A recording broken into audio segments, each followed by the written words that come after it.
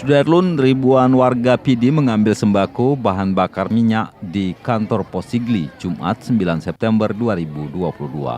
Suasana warga yang berdesakan saat pengambilan sembako didominasi emak-emak. Bahkan para kaum ibu itu terlihat menggendong anaknya di bawah terik matahari yang menyengat.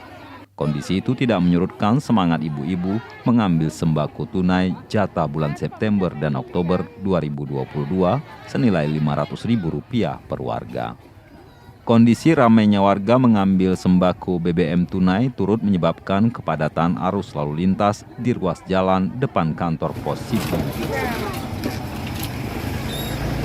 Dari Sigli, Muhammad Nazar, Serambion TV.